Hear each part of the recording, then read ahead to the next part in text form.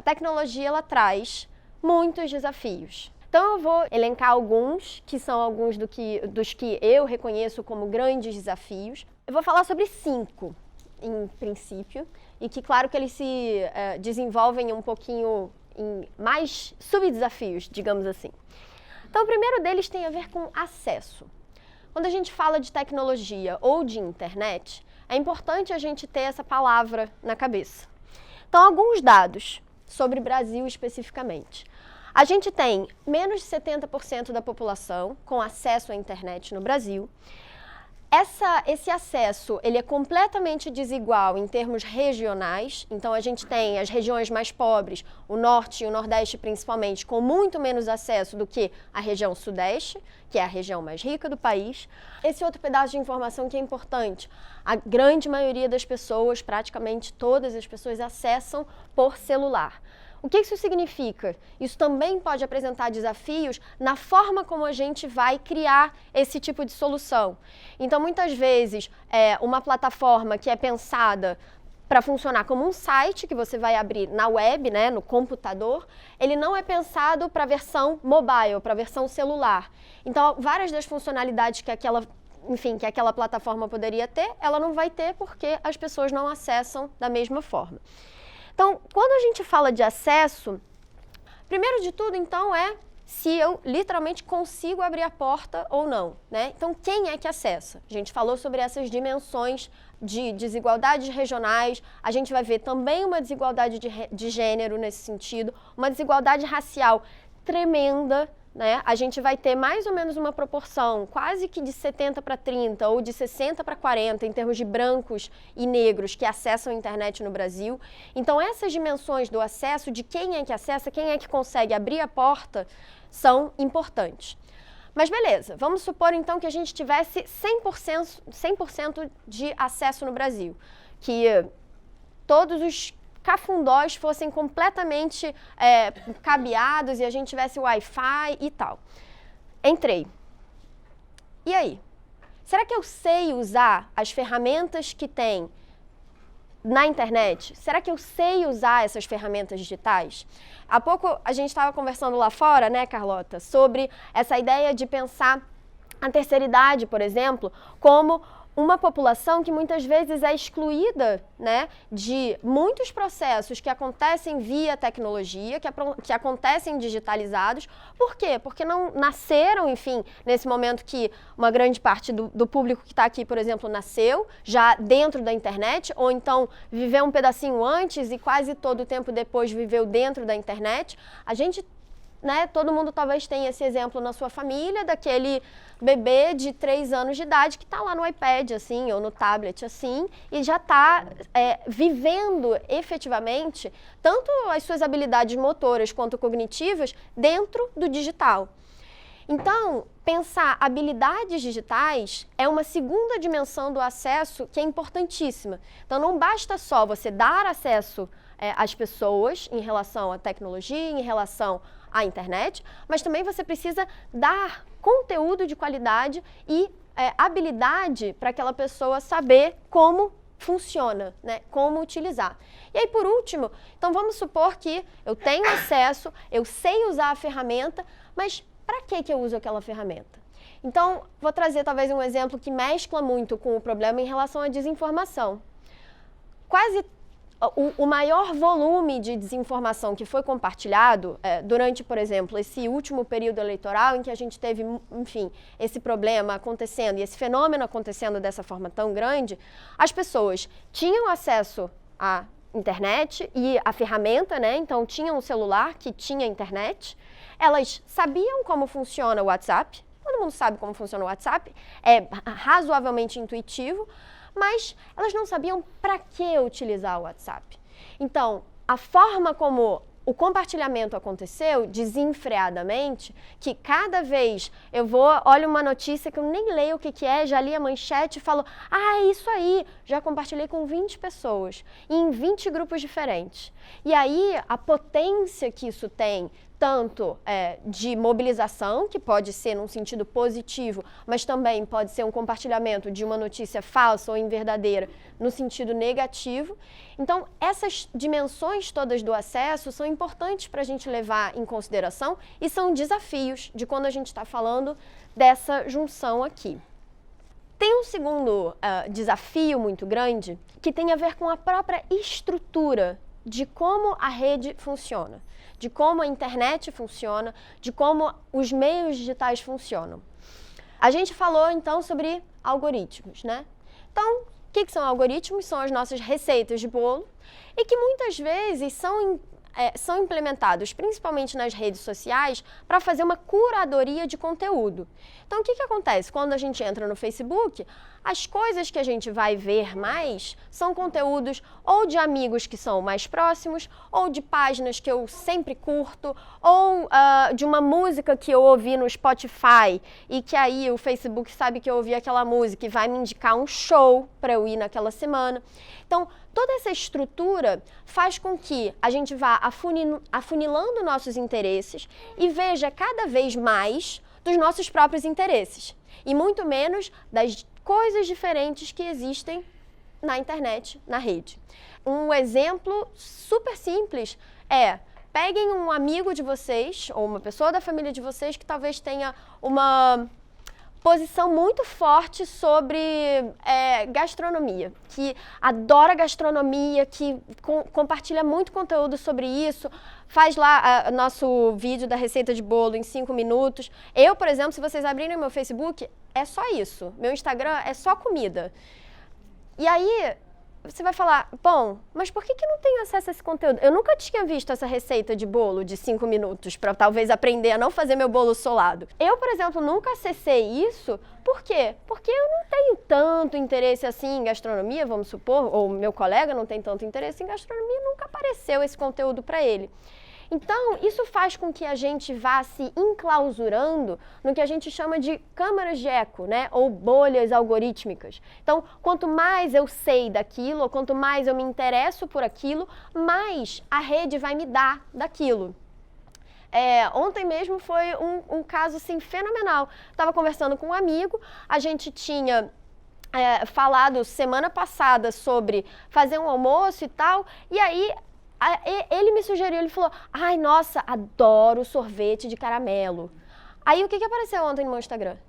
Tinha lá a receita de sorvete de caramelo. O quê? Minhas passagens todas desse ano já estão compradas para vários lugares que eu não vou, né? Para Nova York, para Katmandu. Eu falei, nossa, deveria ser interessantíssimo Katmandu. A primeira e-mail, decolar. Promoção Katmandu. Um experimento interessante, o Spotify ano passado eles já lançavam todo ano uma playlist com as músicas que você mais ouviu naquele ano. Além dessa, eles criaram agora a playlist Lado B, chama Lado B. São músicas que você nunca ouviu na vida, nunca. Ou que você não conhece aquele artista, aquele cantor, cantora, banda. E tá lá, uma lista inteira. Aí eu comecei a ouvir meu Lado B. Gente, que música maravilhosa. Nossa, coisa ótima, incrível. Por quê? Porque tá ali, né, alimentando as mesmas coisas que eu já gosto, os mesmos ritmos que eu já gosto, o mesmo tipo de música, né? E o algoritmo consegue fazer essa junção e te dar mais daquilo que você já quer. E aí, enfim, tá ali o ponto do reforço de opinião. Agora sim, falando mais especificamente sobre o ponto em relação aos dados. Esse é um dos maiores desafios que a gente vai ver e tá vendo nesses tempos em relação ao uso da tecnologia de uma forma geral, tá? Aí até saindo um pouquinho da chave da oficina, gente, cada vez mais, né, a partir do momento em que a gente não dá mais os nossos dados, eles estão lá, e eles estão se acumulando, e se acumulando, e se acumulando. Algum de vocês já fez um exercício de ir lá no Facebook e baixar os dados que o Facebook tem de vocês? Chegar na página, mas eu nunca fiz. Nunca fez. Faça isso. Tem todos os posts, comentários, curtidas, likes, curtidas de página. A única coisa que não tem, especificamente, acho que são as suas conversas por inbox com pessoas, mas eu acho que também tem. Mas ele faz isso? por isso que hoje em dia a gente tem aqui no Brasil sendo discutida, muito em reflexo de uma discussão que já vem acontecendo na Europa, que é, exatamente, da Lei Geral de Proteção de Dados. A Lei Geral de Proteção de Dados, ela, enfim, está saindo, tem algumas partes que ainda estão sendo vetadas, outras partes que não, mas, para além da lei em si, é super importante que há a criação de uma agência reguladora de dados. E vai ser muito importante a gente estar muito presente, gente, nessa discussão do que essa agência vai poder regular. Porque prestem atenção que agora a gente está falando sobre dados que a gente está doando a intermediários, né? Que é como a gente chama essas grandes plataformas. O Google, o Facebook com o Instagram, com o WhatsApp, com todas as suas ferramentas dentro, enfim, o Yahoo. Todas essas plataformas, elas têm responsabilidades para com os usuários, mas muitas vezes que estão ali descritas nos termos de uso, nos termos de privacidade. Se você concorda, beleza. Se você não concorda, não tem muito o que fazer, né? Porque ninguém vai sair do Facebook porque discorda do seu termo de uso ou de privacidade. Então, a partir do momento que a gente talvez tiver uma agência reguladora, né, de dados, como é que também a gente não está transferindo esse problema de ser os intermediários, de serem atores do setor privado, para talvez atores, então, do setor público que estão controlando nossos dados, né? Então, todas essas minúcias que têm a ver principalmente com privacidade e proteção de dados são importantes para a gente ter em mente quando a gente está falando disso aqui. Ano passado saiu um caso famoso, por exemplo, com o Dória, em São Paulo, de que a base de dados do bilhete único vazou. E aí você poderia ter acesso, por exemplo, a todos os translados que as pessoas faziam usando o seu bilhete único, né? Qual o interesse que muitas empresas podem ter nesse tipo de informação, né? A máxima atual de que dados são o novo petróleo é isso. A gente precisa se dar conta de como é que a gente vai regular isso, e aí sim a legislação e os atores jurídicos têm uma função muito importante nisso, mas ao mesmo tempo a gente também tem que estar presente nessa discussão. Como foi o caso, por exemplo, do Marco Civil da Internet. O Marco Civil da Internet é basicamente a lei que regula a internet no Brasil hoje. Ela define quais são os nossos direitos e quais são os nossos deveres, mas também das grandes empresas de telecomunicação, também dos intermediários. Essa foi uma legislação que foi construída de forma participativa. Houveram várias consultas públicas, houveram consultas públicas online, inclusive, né? E o Marco Civil é tido como uma lei modelo, não só no sentido do regime em relação à internet, mas também modelo no sentido de uma lei participativa, em que houve efetivamente a escuta da população. Então, quando a gente estiver olhando para esses desafios, para esses problemas em relação à privacidade e à proteção de dados pessoais, também vai ser importante a gente ter isso em mente, da nossa participação ser fundamental para definir como isso vai acontecer. Falando sobre um outro ponto só em relação à vigilância, e aí esse talvez seja o único ponto que eu vou trazer um caso específico, mas pensemos então, a gente nem abordou, por exemplo, a ideia de cidades inteligentes aqui, mas de forma geral são cidades que são cada vez mais integradas por tecnologia, né? Então se a gente pensar todo o circuito de câmeras de TV, que pode servir para coisas excelentes, claro, a gente pode ter pessoas que cometem crimes e por causa disso podem ser penalizadas porque a gente tem a captação daquela imagem, né, daquela ocorrência, mas a gente também pode ter o outro lado da moeda, que é uma hipervigilância. Esse exemplo aqui é de uma coisa que está acontecendo na China. A China não é um país democrático em nenhum sentido, tanto institucionalmente falando, quanto simbolicamente falando, mas o que a China faz? Muitas vezes, a China tem um sistema de crédito social. Sabe a notinha que você dá para o Uber, e o Uber é 4,88? Então, isso está sendo começado a ser dado para pessoas, cidadãos. E aí, de acordo com a sua nota, você pode talvez ter acesso a mais serviços públicos ou menos. Então, pensa assim, pensa o SUS.